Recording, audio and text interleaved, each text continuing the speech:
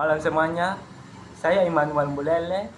Saya akan membacakan tentang pertemuan keempat, yaitu ekonomi sektor publik. Subbab materi hari ini saya akan membacakan yang pertama, eksternalitas. Eksternalitas adalah dampak dari tindakan seseorang atau suatu pihak terhadap kesejahteraan atau kondisi orang atau pihak lain. Jika dampak merugikan, maka hal itu disebut eksternalitas negatif. Sebaliknya, jika dampak menguntungkan disebut eksternalitas positif. Eksternalitas yang bersifat negatif seperti satu asap dari knalpot kendaraan bermotor karena asap itu menyesakan nafas orang-orang yang berada di sekitarnya. Dua perokok yang merokok di sembarang tempat. Asap rokok yang dihasilkan mengandung racun yang berbahaya bagi kesehatan orang yang menghirupnya. 3. Perusahaan yang menghasilkan limbah yang mencemari lingkungan. Eksternalitas yang bersifat positif seperti 1. Riset dalam mencari teknologi-teknologi baru karena riset itu menciptakan pengetahuan baru yang dapat dimanfaatkan orang banyak. 2. Pemeliharaan dan perbaikan gedung-gedung antik karena orang-orang yang lewat di depannya merasakan keindahan atau sensasi sejarah yang menyenangkan. Selanjutnya saya akan membacakan dampak eksternalitas yang terjadi pada perusahaan. Pada perusahaan manufaktur yang menghasilkan limbah atau polusi akan mengeluarkan biaya yang lebih besar dalam proses produksi karena ada biaya untuk pencegahan, pencemaran lingkungan, dan biaya sosial untuk masyarakat yang merupakan pihak yang merasakan dampak pencemaran lingkungan. Hal ini mengakibatkan biaya produksi menjadi besar sehingga mengaruhi harga jual yang tinggi dan kualitas produksi lebih sedikit. Dampak eksternalitas yang terjadi pada perusahaan. Pada perusahaan manufaktur yang menghasilkan limbah akan mengeluarkan biaya yang lebih besar dalam proses produksi karena ada biaya untuk pencegahan, pencemaran lingkungan, dan biaya sosial. Untuk masyarakat yang merupakan pihak yang merasakan dampak pencemaran lingkungan, hal ini mengakibatkan biaya produksi menjadi besar sehingga memengaruhi harga jual yang tinggi dan kualitas produksi lebih sedikit. 2. Barang publik dan sumber daya miliki bersama. Hampir semua barang yang terdapat dalam setiap perekonomian dialokasikan melalui pasar, di mana pasar para pembeli harus membayar untuk memperoleh apa yang mereka inginkan dan penjual dibayar untuk segala jerih-payahnya. Untuk barang yang diperjualbelikan, harga merupakan faktor yang dipertimbangkan dalam pengambilan keputusan segenap pembeli dan penjual. Namun, jika barang yang diperoleh gratis, maka hukum permintaan dan penawaran tidak akan terjadi. Perbedaan jenis barang. Penggolongan semua barang dalam suatu perekonomian dapat didasarkan pada dua karakteristik berikut ini. 1. Apakah barang bersifat eksklusibel atau memiliki sifat eksklusibilitas? Dapatkah seseorang dicegah untuk memakai atau memanfaatkan barang ini? Jika dapat dicegah, maka barang tersebut bersifat eksklusibel atau eksklusibilitas. Apakah barangnya memiliki sifat bersaing? Artinya, apakah jika seseorang memakai barang ini, maka peluang orang lain untuk memakai menjadi berkurang.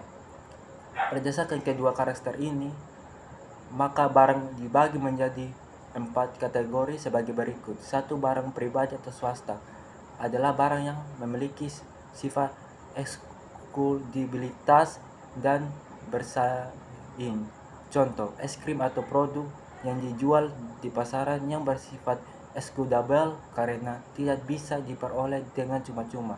Kalau kita tidak memiliki uang meskipun sangat ingin menikmati es krim tersebut, kita pasti tidak dapat membelinya. Es krim juga memiliki sifat bersaing karena ketika ada orang yang memakan es krim tersebut, maka orang lain tidak ikut menikmatinya. 2. Barang publik adalah barang yang memiliki sifat eksklusibilitas dan tidak bersifat bersaing. Artinya semua orang bebas menggunakan barang untuk publik tanpa bisa dicegah dan pemakaian oleh seseorang tidak akan menghilangkan atau mengurangi peluang orang lain untuk melakukan hal yang sama. 3. Sumber daya dimiliki bersama adalah barang-barang yang tidak memiliki sifat eksklusivitas namun memiliki sifat bersaingan. Artinya siapa saja tidak bisa dicegah untuk memakai atau memanfaatkan barang ini, dan pemakaian oleh seseorang yang tidak menghilangkan atau mengurangi peluang orang lain untuk melakukan yang sama. Contoh, penangkapan rusa di hutan. Tidak ada yang melarang seseorang menangkap rusa di hutan atau meminta bayaran karena pada pemburu atas rusa yang mereka tangkap. Namun pada saat ada orang yang berburu rusa, maka jumlah rusa di hutan dengan sendirinya menjadi berkurang, sehingga logikanya akan mengurangi kesempatan bagi orang lain untuk berburu rusa. Barang-barang publik yang terpenting. Ada banyak sekali barang publik, tetapi di pembahasan ini hanya mengambil 3 contoh untuk barang-barang publik yang penting. 1. Pertahanan nasional. Pertahanan Indonesia menganggap dana ratusan triliun rupiah setiap tahun untuk pertahanan Indonesia. Tujuannya untuk menjaga kesatuan NKRI dari serangan asing, pembelian alutsista dan pembangunan pos batas negara merupakan barang publik yang harus disediakan oleh pemerintah. Barang-barang publik yang penting. 2. Pengetahuan dasar. Penciptaan pengetahuan dasar merupakan suatu produk barang publik. Jika suatu ahli menemukan rumus matematika atau penemuan pengetahuan baru, maka pengetahuan ini akan dipergunakan oleh masyarakat luas. 3. Pengentasan kemiskinan. Banyak program pemerintah yang khusus dirancang untuk membantu penduduk miskin. Bantuan diberikan kepada masyarakat miskin yang berpenghasilan rendah. Sumber daya milik bersama. Banyak hal yang menjadi sumber daya bersama, tetapi ketika banyak pihak yang menggunakan sumber daya tersebut, pemerintah harus turun tangan untuk mengatasi persoalan itu dengan berbagai cara agar pemanfaatan sumber daya milik bersama tidak berlebihan. Berikut ini adalah beberapa contoh sumber daya yang harus diatur oleh pemerintahan. Air dan udara bersih. Air dan udara yang bersih merupakan sumber daya bersama, tetapi manusia bisa saja mengeksploitasi alam dan udara sehingga menghasilkan pencemaran udara dan polusi. Polusi sangat mengganggu masyarakat sehingga pemerintahan perlu mengatasi dengan regulasi atau peraturan maupun melalui pengendam pajak. Cadangan minyak bawah tanah. Misalnya ada sebuah cadangan minyak besar di bawah tanah. Cadangan itu begitu besar dan tanah di atasnya dimiliki oleh banyak orang. Jika setiap pemilik tanah dapat menguburnya sendiri, maka cadangan minyak di bawah tanah yang dimiliki oleh pemilik lain dapat berkurang. Hal ini menimbulkan eksternalitas negatif bagi pemilik tanah lainnya. Artinya, penyebaran minyak secara individual bisa menguntungkan, tetapi secara sosial merugikan. Oleh sebab itu, pemerintahan harus turun tangan agar kegiatan pemanfaatan cadangan minyak itu bisa efisien dan menguntungkan banyak pihak. 3. Rancangan sistem pajak. Rancangan sistem pajak adalah proses merancang dan mengembangkan sebuah sistem perpajakan yang efektif dan efisien untuk suatu negara atau daerah. Sistem ini mencakup segala peraturan, prosedur, dan mekanisme yang berkaitan dengan pengenaan, penghasilan, dan pemanfaatan pajak. Tujuan perancangan pajak.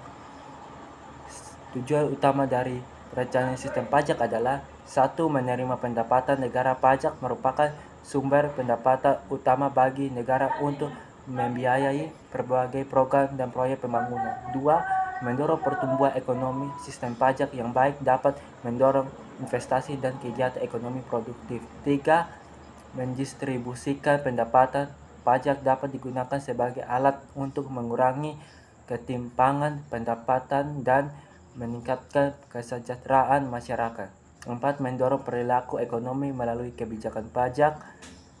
Pemerintahan dapat mempengaruhi perilaku ekonomi masyarakat, misalnya untuk mengurangi konsumsi barang tertentu atau mendorong investasi. Prinsip-prinsip dasar rancangan sistem pajak. 1. Keadilan. Bebas pajak harus dibagi secara adil sesuai dengan kemampuan ekonomi masing-masing wajib pajak. Efisiensi sistem pajak harus dirancang sedemikian rupa sehingga biaya pengumpulan pajak maksimal mungkin. 3. Cermat. Peraturan pajak harus jelas dan mudah dipahami oleh wajib pajak. 4.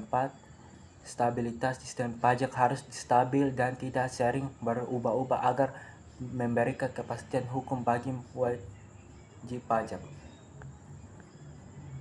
Unsur-unsur utama dalam rancangan sistem pajak. Subjek pajak. Siapa yang berkewajiban membayar produksi, individu, perusahaan, dan lain-lain. Objek pajak. Apa yang menjadi objek pajak, pendapatan, harta konsumsi, dan lain-lain. Tarif pajak. Besarnya pajak yang harus dibayar, basis pajak, dasar-dasar perhitungan pajak, misalnya penghasilan kena pajak, prosedur pemungutan, cara pengumpulan pajak, pemotongan sumber, self-assessment, dan lain-lain.